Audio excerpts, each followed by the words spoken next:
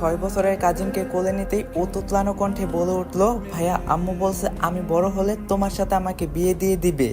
আমার চোখ কপালে, তারপরও কপালে একটা চুমু দিয়ে বললাম, ঠিক আছে, তুমি যদি সবার কথা শোনো আর আমার কাছে মন দিয়ে পড়ো তাহলে আমি তোমাকে বিয়ে করব। প্রমিস? আমি বললাম, হ্যাঁ প্রমিস। আচ্ছা ঠিক আছে। পাশ থেকে আন্টি হেসে উঠলেন। আমি হালকা লজ্জা পেয়ে গেলাম। কিছু আর বলিনি সেই দিন। পড়াশোনার জন্য আমাকে ঢাকা থাকতে হয়। নতুন কলেজে ওঠার পর এই খালা তার বাসায় থাকার জন্য আমাকে অনেক জোর করলেও আলাদা মেসে উঠেছি, কিন্তু ওনার মেয়েটাকে পড়ানোর জন্য অনুরোধ আর ফেলতে পারিনি। নিধি মাত্র কেজিতে পড়ে, প্রচন্ড জেদি, স্কুলের পড়াটাও কেউ পড়াতে পারে না। আশ্চর্য হলো এই জেদি পিচ্ছিটা আমার কাছে নীরব হয়ে যায়। অনেক সময় পড়াতে এসে খাইয়ে পর্যন্ত দেই, এমন করেই রোজ চলছে। নিধির আম্মু শিফা আন্টি আমার মায়ের আপন চাচাতো বোন। ছোটবেলায় উনি এতিম হয়ে যান, যার ফলে আমার নানা নিজের মেয়ের থেকেও বেশি আদর করে বড় করছেন ওনাকে।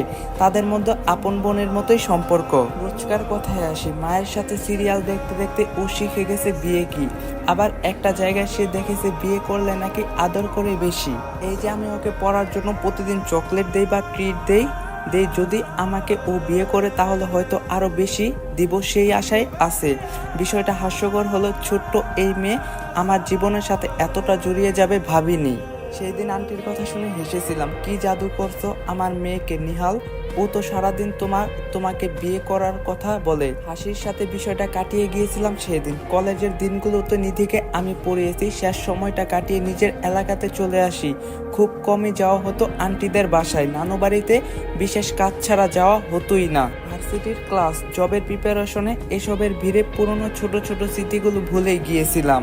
আস্তে আস্তে চাকরি হলো, আমি বড় হয়ে গেলাম। পরিবারের হাল ধরতে ধরতে আত্মীয় স্বজনদের সাথে যোগাযোগটা আর আগের মতো হয়ে ওঠে না। গাইস, এই ভিডিওটি স্পন্সর করছে 1x। তোমরা তো 1x এর নাম শুনছোই। 1x হলো নাম্বার 1 ট্রাস্টেড সাইট। তোমার যদি ক্রিকেটে জ্ঞান থাকে তাহলে তুমি ক্রিকেট থেকে ভালো টাকা আর্ন করতে পারবা। তোমার যদি ফুটবলে ভালো জ্ঞান থাকে তোমরা ফুটবল থেকে ভালো টাকা আর্ন করতে পারবা। এছাড়াও সেখানে অনেক প্রকার গেম আছে যেটা খেলে তোমরা টাকা আর্ন করতে পারবা। এবং আমার প্রোমো কোড ইউজ করে ফার্স্ট ডিপোজিটে 200% বোনাস পেয়ে যাবা। সাথে আছে আইফোন 14 প্রো ম্যাক্স জেতার সুযোগ। সো লিংক থাকবে পিন কমেন্টে। 11 বছর পার হয়ে গেছে, আমার বিয়ে ঠিক হলো। মায়ের পছন্দ মেয়ে। বিয়ের আসর জমতেই কানাঘুনা শুরু হয়ে গেল। মুখে রুমাল দিয়ে চুপচাপ বসে আছি। পাশ থেকে এক বন্ধু এসে কানে কানে বলল, এই নিহাল শুনছো কাহিনী? আমি বললাম, কি হয়েছে? আরে তোর বউ ভাগছে, সবার কথা শুনতাছস না? আমি বেশ জোরে সরেই বললাম, আলহামদুলিল্লাহ। আমার পাশে থাকা সবাই হা করে তাকিয়ে আছে। মনে মনে খুব খুশি হলাম, কারণ আমি তো বিয়ে করতে চাইনি কোনোদিন। কিন্তু আমার সব আশা পণ্ড করে দিয়ে আধা ঘন্টা পর এক মেয়েকে এনে আমার পাশে বসানো হলো।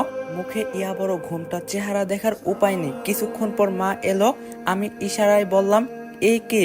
মা ইশারায় বলল চুপ করে বসে থাকতে বলল। দিন পার হলো, 3 কবুল বলে অজানা মেয়েটার সাথে আমার হাঙ্গা, সরি, বিয়ে হয়ে গেল। রাতে হই হুল্লোড় চলছে। ড্রয়িং রুমে মদনের মতো বসে আছি। একটু পর শিফা আন্টি আসলেন। আমি মনে করছিলাম জ্ঞান দেবেন, কিন্তু না। হুট করেই এসে আমার হাতটা ধরে কান্না করে বলল, বাবা, আমার মেয়েটাকে তোমার হাতে তুলে দিলাম। তুমি তো ওকে ছোটবেলা থেকেই বুঝো, নিজের মতো করে খেয়াল রেখো, বলেই ওনার পরিবারের লোকজন সহ নিয়ে চলে গেলেন। আমার মাথা ভন ভন করে ঘুরছে। শিফা আন্টির মেয়ে, তার মানে তো নিধি। হায় আল্লাহ, এ কি করলা আমার সাথে? যে মেয়েরে আমি বাচ্চা দেখলাম তাকেই আমার বউ বানিয়ে দিলা। যাকে বন্ধুদের কাছ থেকে বিদায় নিয়ে রণক্ষেত্রের উদ্দেশ্যে রওনা দিলাম। লজ্জায় আমার শরমে আমার মাথা কাটা যাচ্ছে। কি বলবো, কিভাবে এই চেহারা দেখবো, কিছুই বুঝতেছি না। রুমে ঢুকে দেখি লাল শাড়ি পরা চিকন এক মেয়ে খাটে বসে আছে। উঠে আসতে নিলেই আমি না করলাম। এরপরে একটা কয়েল ধরিয়ে ব্যালকনিতে রেখে আসলাম। আবার ফিরে এসে খাট থেকে বালিশ নিতে যাব, পেছন থেকে টান পড়লো। আমি ভয় পেয়ে বললাম, কে? মেয়েটি বলল, আমি ছাড়া কে হব? আমি বললাম, এ কেমন অসভ্যতা নিধি, ছাড়ো। আর হ্যাঁ, আমার তোমাকে মেনে নিতে সময় লাগবে। তোমাকে বোনের চোখে দেখছি, কিভাবে রাজি হয়ে গেলে? বললো, মানে অসভ্য তো আপনি? আমাকে প্রমিস করে আমার ফ্রেন্ডকে বিয়ে করা হচ্ছিল, তাই না? আমি তো ভাগিয়েছি ওকে। আমি বললাম, কি এসব তোমার কাজ? একবার ভাবলে না আমার মান সম্মান থাকবে কিনা? নিধি বলল, আপনি যদি আপনার ওয়াদা ভুলে গেছেন, আমিও আপনার মান সম্মানের ব্যাপার ভুলে গেছি। বুড়া বেটা আসছেন পিচ্ছি মেয়েকে বিয়ে করতে, ওর বফ আছে, তার সাথে দিয়ে দিছি ওকে। কিসের ওয়াদার কথা বলছো তুমি? আর আমি যদি বুইরা হই তুমি তাহলে আমাকে বিয়ে করলে কেন? এখন ছাড়ো, এখন সরো সামনে থেকে, আমি এই রুমে থাকতে রাজি না।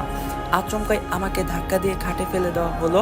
আমার উপর উঠে ডাইনি বেশ নিয়ে বলে উঠলো, হ্যাঁ আপনি বুইরা, বাট শুধু আমার বুইরা। কথা দিয়েছিলেন মনে নেই আমাকে বিয়ে করবেন? তাহলে আমাকে বিয়ে করতে হতো আপনার, আমি সেই আগের মতোই জিদি আছি। আচ্ছা, ঠিক আছে এখন ছাড়ো, আমি একটু একা থাকতে চাই। আর এভাবে এসো না আমার সামনে, আমি এখনো তোমাকে বোনের নজরে দেখি। বলেই মগা হয়ে গেলাম, মনে হচ্ছে কোনো ডাইনির সামান চুরি করছি। ঘুমটা ফেলে অনেক কিছু দেখিয়ে বলল, এতদিন বোনের নজরে দেখছিস, এখন থেকে বউয়ের নজরে দেখবি।